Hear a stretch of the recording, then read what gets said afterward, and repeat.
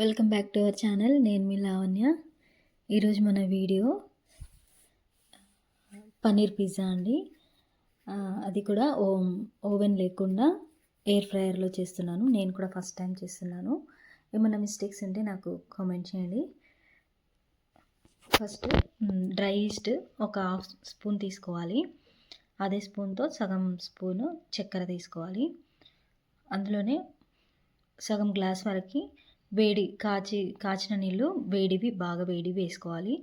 వేడివి ఎందుకు వేస్తున్నానంటే ఈస్ట్ తొందరగా మెల్ట్ అయిపోతుంది అనమాట. ఇది 2-3 సార్లు బాగా కలుపుకొని మూత పెట్టుకొని ఒక 10 నిమిషాలు అట్లనే వదిలేసేయాలి. తర్వాత 10 నిమిషాల తర్వాత ఈస్ట్ మొత్తం ఇట్లా కరిగిపోతుంది అనమాట. మళ్ళీ ఒకసారి బాగా కలుపుకోవాలి.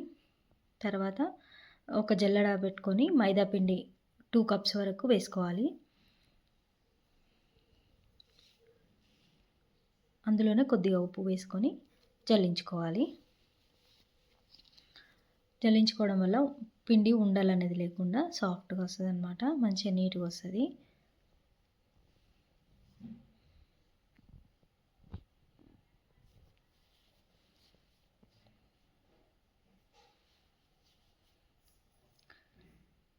తర్వాత పిండినంతా కలుపుకోవాలన్నమాట. వాటర్ ఏమన్నా పడితే కొద్దిగా వేసుకుంటూ తడుపుకోవాలి, లేదంటే అవి వాటర్ సరిపోతాయి.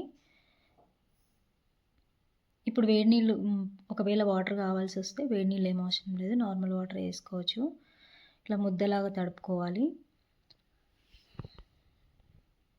తడుపుకున్న తర్వాత దీన్ని మూత పెట్టుకొని 1 గంట సేపు నానబెట్టుకోవాలన్నమాట. ఈ లోపల మనం పన్నీర్ని చిన్న చిన్న క్యూబ్స్ లాగా కట్ చేసుకొని కొద్దిగా స్టవ్ పైన కడాయి పెట్టుకొని కొద్దిగా ఆయిల్ వేసుకొని లైట్గా వీటిని ఫ్రై చేసుకోవాలి. వీటిని పచ్చిగా కూడా వేసుకోవచ్చు, కాకపోతే కొద్దిగా ఇట్లా ఫ్రై చేసుకుంటే ఇంకా ఫ్లేవర్ చాలా బాగా వస్తుంది. ఇవి కొద్దిగా ఫ్రై అయిన తర్వాత కొంచెం కారం, ఉప్పు వేసుకొని కలుపుకొని స్టవ్ ఆఫ్ చేసేసుకోవాలి. అలాగే స్వీట్ కార్న్ని కూడా ముందుగానే ఉడికించి పక్కన పెట్టుకోవాలి. ఇది పిజ్జా సాస్ అండి. మనం బయట కొనుక్కోకుండా ఇంట్లోనే ప్రిపేర్ చేసుకోవచ్చు. ఎల్లిపాయలని పొట్టు తీసేసి చిన్న కట్ చేసుకొని అందులో టమాటా సాస్ కలుపుకోవాలి. చాలా చిన్నగా కట్ చేసుకోవాలి ఎల్లిపాయలు అనేవి.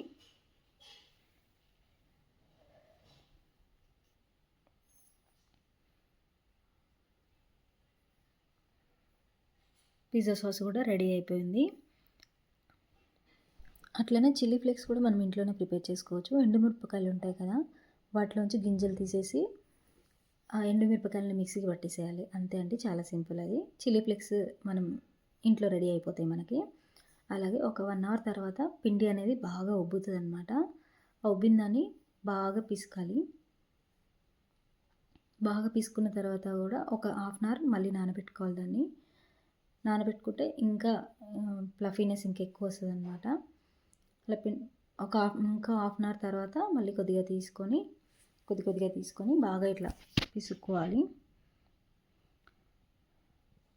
తర్వాత దీన్ని ముద్దలాగా చేసుకొని మనకి ఎన్ని పిజ్జాలు అయితే కావాలో అన్ని ముద్దలుగా సపరేట్ చేసుకోవాలి.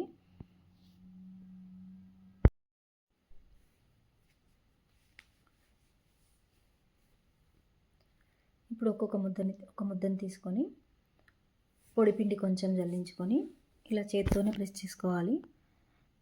చపాతీ కర్రీ అవసరం ఏం లేదు, ఇలా చేత్తో ఒత్తుకుంటే సరిపోతుంది. ఇలా మనకి ఎంత సైజులో కావాలో అంత సైజు ఒత్తుకోవాలి. తర్వాత మనం పిజ్జా అయితే ఏ ప్లేట్లో చేద్దాం అనుకున్నాం ఈ పిజ్జా బేస్ని పెట్టి ఫోక్తో ఇలా హోల్స్ పెట్టుకోవాలి. ఎందుకంటే పిజ్జా బేస్ అనేది బాగా ఉబ్బుతుంది అనమాట, పొంగుతుంది. అలా ఉబ్బకుండా ఉండాలి అంటే ఫోక్తో ఇలా హోల్స్ పెట్టుకోవాలి. అలా పెట్టుకున్న తర్వాత మనం ముందుగా ప్రిపేర్ చేసుకున్నాం కదా పిజ్జా సాస్, దాన్ని పిజ్జా బేస్ పైన వేసుకొని మొత్తం స్ప్రెడ్ చేసుకోవాలి. తర్వాత ఆనియన్స్ చిన్న పీసెస్గా మీడియం పీసెస్గా కట్ చేసుకొని పెట్టుకోవాలి. అలాగే క్యాప్సికమ్ కూడా పెట్టుకోవాలి. తర్వాత టమాటా ముక్కలు,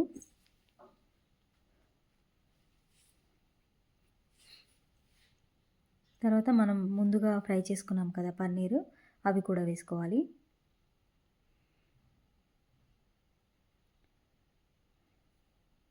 ఇంకా మనం ఉడకబెట్టుకున్న స్వీట్ కార్న్ ఉంది కదా, అది కూడా వేసుకోవాలి.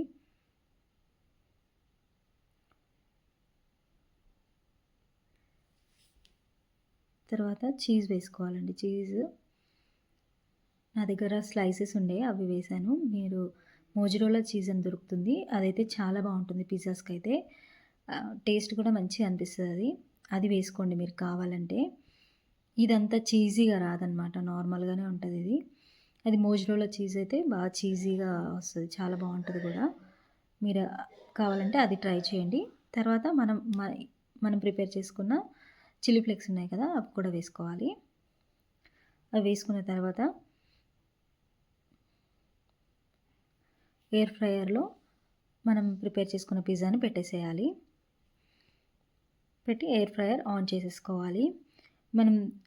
మనం డిగ్రీస్ ఏం సెలెక్ట్ చేసుకోవాల్సిన పని లేదండి. మనం పిజ్జా అనే బటన్ మీద ప్రెస్ చేస్తే ఎంత టైం అదే చెప్తుంది.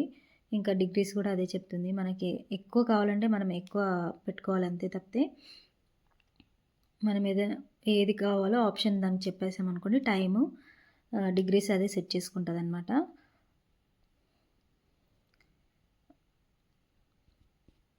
ఇది కావాలంటే మనం ఓవెన్ కానీ ఎయిర్ ఫ్రైయర్ లేని వాళ్ళు డైరెక్ట్ స్టవ్ పైన కూడా చేసుకోవచ్చు. స్టవ్ పైన పెంక పెట్టి